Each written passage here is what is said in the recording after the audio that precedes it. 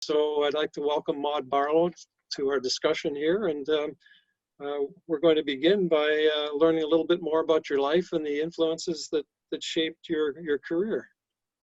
Well, it's a delight to be here, George, and for everybody, and just hello, hello, hello. As always, we always wish it's in person, but it will be soon. This is the next best thing, and my heart's with everyone here. Yeah, I have had a very interesting and good childhood. I had wonderful parents. Technically, I was born in Toronto General Hospital, but at the age of 3 weeks, I moved to Digby, Nova Scotia with my parents, and my older sister, my younger sister, was born there. And my dad was the first town social worker. He was, my dad really was my model in life. My dad was a criminologist, although when he studied, there was no such thing.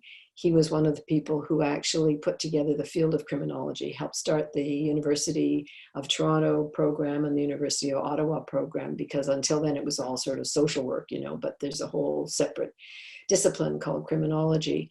And he saw very hard fighting in the Second World War. He was in the Battle of Ortona, was wounded just after that, and saw some really tough stuff. And he came back very committed to creating a better society. And he was the leader, one of the leaders of the fight to get rid of corporal and capital punishment in Canada, ending the death penalty here, which I'm very proud to say that was my dad, W.T. McGrath. And a loving, very loving, wonderful homemaker, artist, mother.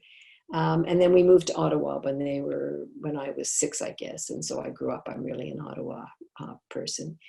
My own personal career really came from the women's movement. I was very much a part in the 70s, 80s, and 90s, part of the fight for women's equality. In fact, I'm writing a new book right now. It's called The Little Book of Hope, Lessons from a Lifetime of Activism. And what I'm doing, I've done, the first chapter is on the concept of hope, and not false hope, you know, everything's fine, and not pessimism or everything's awful. So in both cases, you don't have to do anything, right? You know, what is realistic hope, especially in a time like this of COVID.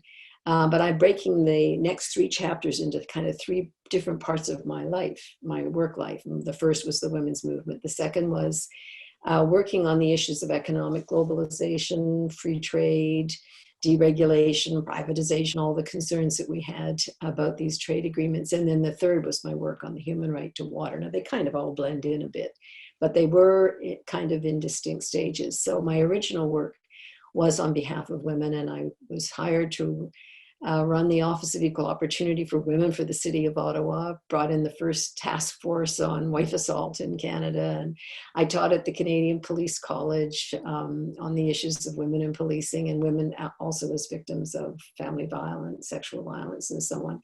And these were different days. I mean, I remember coming in to class one day, and all the students were adult male police officers who wanted to be management, right? Had posted Playboy and Penthouse pinup behind, right? And I said, oh, you spent your allowance all in one place. You're going to get the roller on the hand, right? So you just had to learn when to be stern and when to roll with it, kind of thing. So my career, and then I worked as a senior advisor on women to Trudeau Senior, not Justin, but his father, Pierre. And then got very involved in the whole issue of the Canada-US Free Trade Agreement, which morphed into the North American Free Trade Agreement. And what I was concerned about then, and still am, is how these trade agreements and economic globalization prevent governments from doing what governments should do, in my opinion, which is protecting the environment, protecting people, making sure there are good laws. Yes, you can trade, but that's not the most important and first thing in the world, and the market doesn't get to decide everything.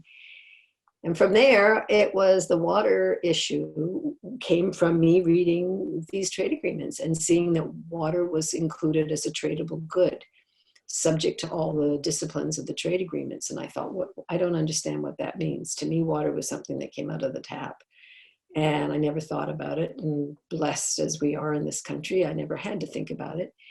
And that just took me on a journey, realizing that there's a huge ecological crisis, there's a huge human crisis.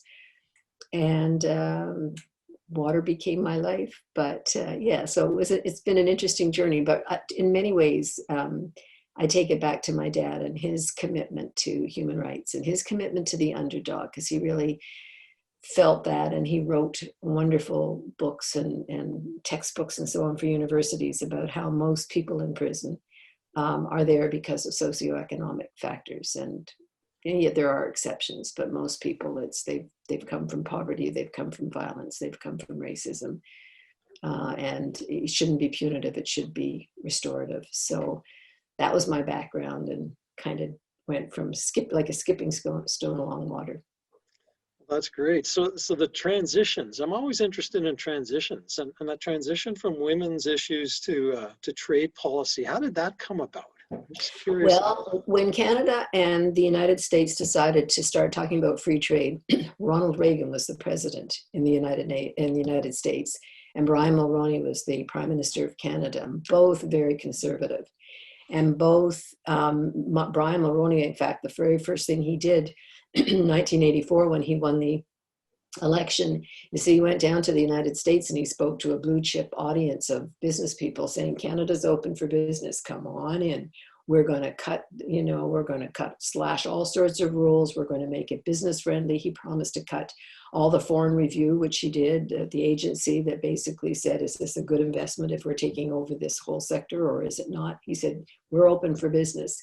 My worry was that social programs and Social Security, Medicare, pensions, and so on, which are so important for everyone, but more important, I would argue, for women, because women were then much poorer than men on average, that these trade agreements would be used to push down the social programs. And so from my perspective, it was very much about protecting what we had fought so hard to gain, family allowance, childcare, it's limited, but what we, the gains that we'd made for women, they had not made in the United States. And I was really afraid that the more we brought our economies together, the more we were going to merge not only resource policy, regulatory policy downwards, foreign policy, and I didn't want the American foreign policy, and Social Security. And I'm very worried about healthcare at the time, because there was a lot of talk about privatizing healthcare in Canada. So for me, it was like it flowed very, very easily from fighting for the rights of women and then seeing this juggernaut in a way coming along that I thought and felt, and I think I can argue that we were right, that would impact the rights and social security that we had secured here in Canada. I do remember the discussions very clearly. I was just finishing my PhD in the late 80s. So I guess in the mid 80s, I was still a grad student transitioning from Western to Mac. And my recollection of those times is very vivid, particularly the phrase, the race to the bottom, in terms of the possibility that we would be forced through these trade agreements to harmonize at the lowest possible level the degree of you look at the level of salaries even to people, or to the wages, and but also social policy, as you say, and of course environmental policy, and that was a great worry. And I'm a pack rat, as my wife would tell you, but I still have in my files the Council of Canadians. Well, for lack of a better word, a comic book with Aislin's beautiful cartoons. It's worth something. Oh, it's fantastic! And Rick Salutin wrote the words, and right. And Aislinn, Barry Mosher, yeah. Montreal Gazette wrote did the cartoons, yeah. So a little plug to the students, whether, I tell them that you should know your professors and by now decide if you want to run screaming as far away as possible, or if you want to take another course. But I do teach a course in Canadian editorial cartoons, and that one I bring in. So that's great. It's a prized possession. We printed 1 million of those. We got those into homes all over the place. We changed hearts and minds. When that whole discussion started, the majority of Canadians were for free trade. I mean, how could you be against something that's free in trade? And we flipped it around, but of course we lost because there were 3 parties, Conservatives, NDP, and Liberals, and the Liberals and the NDP were both opposed. And so the majority of people who were opposed split the vote between those 2 parties, and the conservatives won. But you talk about the race to the bottom, and the Unifor, the union that now represents energy or auto workers, says that Canada lost at least 30,000 direct auto jobs to NAFTA. Was this when Mexico then joined? Because the companies just moved their facilities and their production down to the low-wage states, areas of Mexico, or the lower U.S. states. And then that put pressure back here on the labor unions not to fight for workers' rights. You're now competing with, low wages from China, from Indonesia, from Mexico, and so on. And so that, when they talk about the race to the bottom, it is the great pressure is put on workers to take a salary cuts. And this promise of economic globalization was that everybody was going to benefit. All boats would lift with the tide. The little boats would lift and the big yachts would lift. Well, it turns out the United Nations says that 3/4 of the world's working age population is in what they call the precariat. That's the thanks you can give to those people who made these promises. Low wage, no security, in many cases, no pension, no holiday, no sick leave. I remember being at a conference during George Bush's time, and somebody got up and said, well, President Bush has created lots of jobs. I myself have 3 of them. I mean, Yeah. So it changed the face of the workforce. And, and it's really interesting to watch during these COVID times when all of the governments, including conservative governments like the Ford government in Ontario, saying, never again are we going to be dependent on those supply chains, those global supply chains, which were just a natural outcome of economic globalization. Now they're saying, at least in terms of medicines, vaccines, personal protection equipment, food, essential services, that's all got to be rooted locally, because you can't be dependent. Look at what's happening in, will we get vaccines? Won't we get vaccines? I mean, Mulroney sold off Connaught Labs in 1987, which was the laboratory that helped on the Salk vaccine, helped with the vaccines on diphtheria and smallpox. I mean, it was a not-for-profit government agency that was world famous. We don't have the facility to do that anymore. So the whole notion was, well, let that go somewhere else. And I think that's changed a lot. I think that whole notion of everything should just be these global supply chains made by 3 or 4 corporations running everything. I think that those days are over, and it's going to be a very different type of economic environment we move into when this is done, because it's not going to be done. We're going to have these variants. We're going to have maybe new strains. I have a doctor who says he will never not wear a mask again as long as he lives, when he's seeing patients ever for any, like a day. This won't be over for him. He'll always wear a mask. And so I think it's just changed the way we look at trusting that mantra that came at us. Yes. The course is a first-year seminar in history. So I have students who haven't studied history in quite a while, but by the same token, most of them likely haven't encountered political science. And one of our online texts is by Peter Clancy. I'm looking at here, Freshwater Politics in Canada, and he's introduced to my students some concepts about how policy gets made. Who shapes and how it's done. And so he talks about policy networks and so on, which is a fancy way of understanding different interests, different groups. Right. And your advocacy for different issues, mind you, with the thread of social justice and environmental justice throughout, has partly been in the context of groups. And so I wonder if you could talk a little bit about maybe the Council of Canadians and your experience in advocacy, but in groups, and what strengths and weaknesses they may have. Perhaps skew that to water eventually. We'll have to watch our time here. But well, funny you say that. In this book I'm writing, I just finished a bunch of lessons that I learned about building movements and taking the time you need to do it, and don't rush it, and giving credit to others and trusting, and being inclusive in terms of minority groups, different racialized communities, indigenous communities, visioning an alternative vision, and having people agree. And I don't mean agree with you, like together you come to it, and taking the time you need to do that, putting out a clear set of goals. It just really takes a lot of time. But if you don't build a movement, you really are not going, in my opinion, you can't have the impact unless you go deep inside government yourself, and you're so powerful that, or you're in corporation that's so powerful that you can, pick up the phone and talk to a cabinet minister. I long ago changed my notion of impacting politics from thinking that you go to the politician or go to Parliament Hill and we'll just tell them, we'll give them the facts and that'll be okay. Well, maybe not, I have a feeling that they take, I was looking if I don't have any earplugs here, but they, I'm going to meet with these people, then I'll just stick an earplug in pretend I'm listening.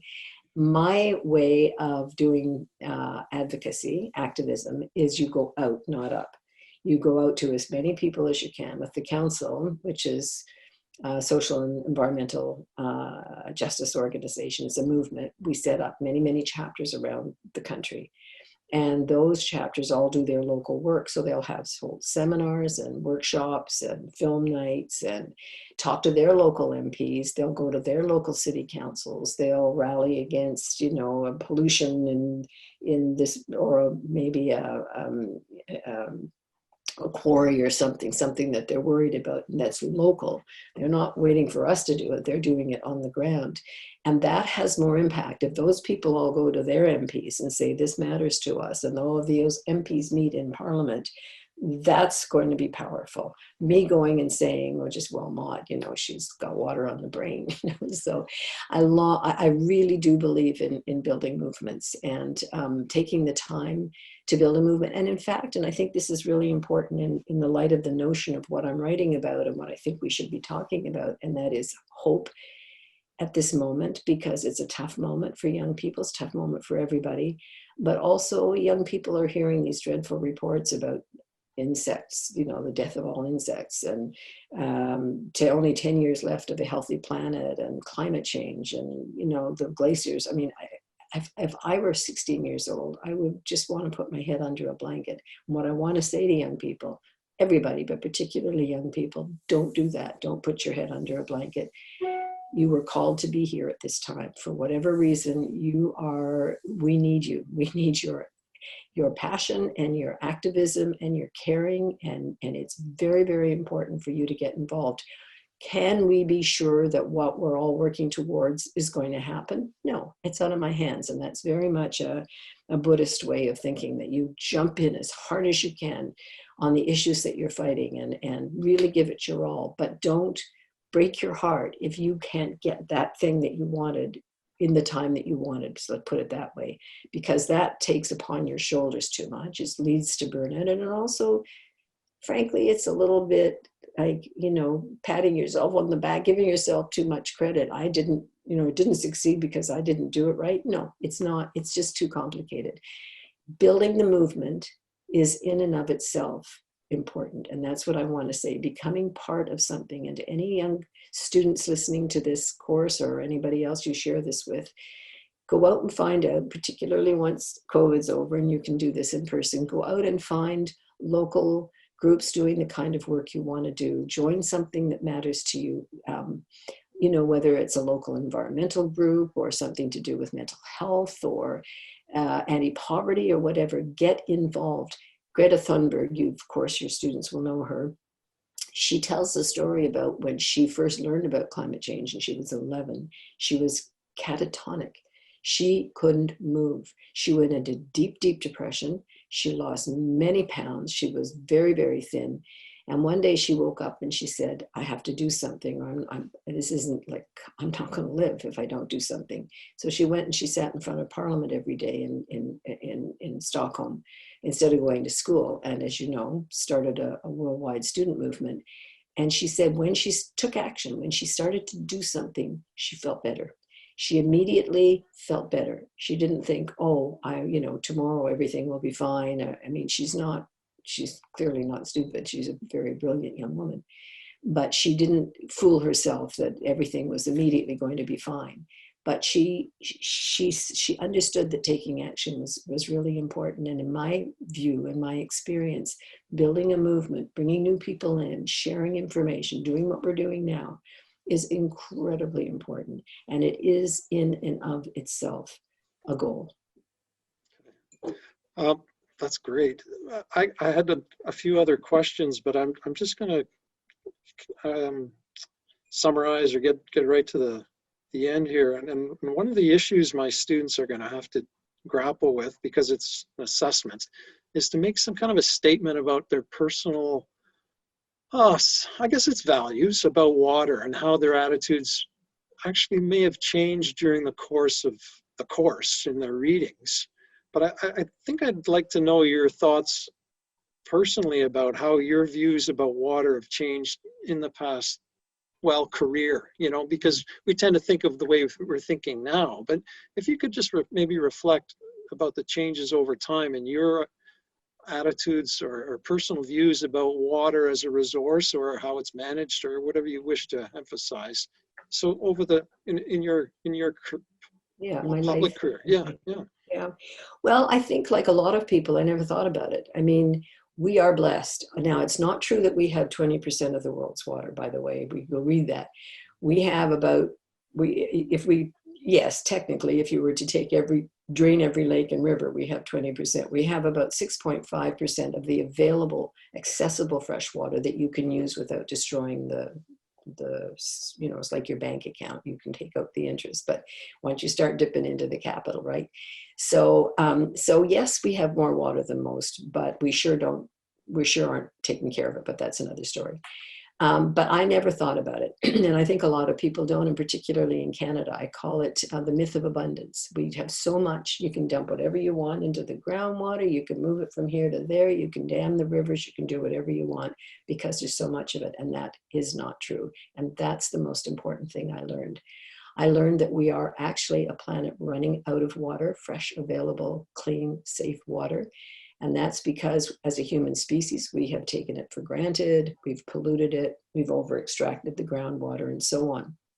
And so the UN tells us, and you can see the graphs, that the demand is going straight up and the supply is going down, and we're coming to a clash. So very, very clearly, I saw that both that water itself was threatened, which means that the whole ecosystem and hydrologic cycles are threatened all over the world. And by the way, I deeply believe our abuse of water is a cause of climate change. It's not just the other way around. You hear climate people saying, well, greenhouse gas emissions warms the atmosphere, heats the planet, and that just hurts water, which is true. But when you remove water from a cycle, you're creating desert, you're creating heat. Our abuse of water is a major cause of climate chaos, and restoring watersheds is a major solution. So I learned that. It took a long time to understand that. But then there's a human reality, and because one goes with the other. And so the more we have what I call the perfect storm right now: declining water sources, growing inequality inside countries and between nations. And so the poor people, are desperate for water. And we still have dreadful statistics on how many children die every day of waterborne disease. And then rising water rates, because as the water gets more scarce, the price starts to go up. And often it's because it's been privatized and some for-profit utility has come along and running the water service and skimming off 10 to 15% for profit, and people go without. So 2 billion people in the world are forced to drink contaminated water every single day still. So it was learning this. It was going from, my concern originally was Canada's water, because we were fighting several major plans to divert water from Canada through pipelines commercially to the United States. This wasn't charity, this was commercial, right? This would be selling our water to Las Vegas so they can continue to do all the stuff they do to destroy water in their own area. And we were trying to stop that. So when these trade agreements came along and said water is a tradable good, it was like, good, they're giving the green light to this. And so we just said that, that's what got me into it in the first place, was I was not going to let Canada's water become a commercial commodity like oil and be sent in pipelines, as it could be. You could have just what you have now with oil and gas, you could have with water pipelines going to the US. But then as you start to learn about it, and I started to travel to poor countries and to the slums and places like Calcutta or Kolkata now, and Mexico City and Bolivia, and I traveled many places and met with communities that don't have water. I realized, water is life and death. It is so personal, and people will fight like crazy for their, not just for clean water and sanitation, but for their right. That's my local water. Who the heck do you think you are, coming in and taking it and making a profit from it? So when we have a campaign against a big bottled water company, for instance, like Nestle in Ontario, it's because, gosh, if you're anybody but the First Nations in that area, you've got nice clean water coming out of your tap. If you're First Nations, you likely don't in the Thames River, the Grand River area, by the way, where these Nestle takings are taking place. And this transnational water company comes in, gets to pump it up, pay a pittance for it, bottle it, put it in plastic, and we're destroying our water systems with plastic, and then make a fortune on it. So it was learning incrementally that water isn't just that thing that comes out of the tap, just that thing that you shower with, that it's the lifeblood of the earth. It gives us all life. And I learned to honor it. And I learned, I've listened and worked really closely with many Indigenous communities in struggles around water, both their right to water and sanitation in their communities, but also against mining or fracking or whatever in their territories. And I've learned from First Nations people that it's sacred, and we forget that at our peril. That's wonderful. That's very inspiring to hear how things have developed in your mind, and certainly the United Nations making a declaration about water and sanitation as a human right. Those sorts of that was the highlight of my working career. I was standing in the balcony of the General Assembly at the UN in New York. I'm watching when that vote took place, because I thought we were going to lose. Canada was opposed to the human right to water. Can you believe it? I was so embarrassed, because I was acting as an advisor to the 63rd president of the UN General Assembly at the time. And people would say to me, but your government, I'd say, I know. And I think that they were opposed because that would mean they would be held accountable back here for the lack of clean water and sanitation in so many First Nations communities. But I stood there, was with some of my staff. They were in tears because we were all sure we were going to lose. And when they vote electronically. So they sit in their seats and it comes up on a great big panel at the front. So instantly. And 122 countries voted in favor, 41 voted. They didn't vote against, they voted to abstain, which was even nicer, including Canada. And since then, all countries have come on side, because they've all signed a different document that came out of the Rio Plus 20 declaration. And that included very clear language on the human right to water and sanitation. So all the countries, including the US, are signatories to this now. So yeah, it didn't make everything fine right away, because we still have these issues and these realities, but it did. The way I look at it that day, July 28th, 2010, is that the human family took an evolutionary step forward, because we said it's not okay to watch your child die of waterborne disease because the parents can't buy water.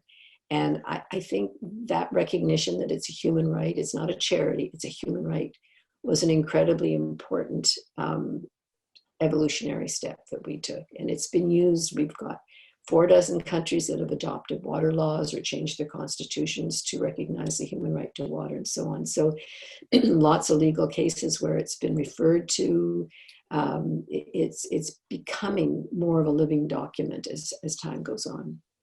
But it was the moment my husband, Andrew, was pacing. I remember that he couldn't sit still. He was pacing up like so the balcony, you're overlooking the General Assembly and it's all packed, right? It's quite dramatic.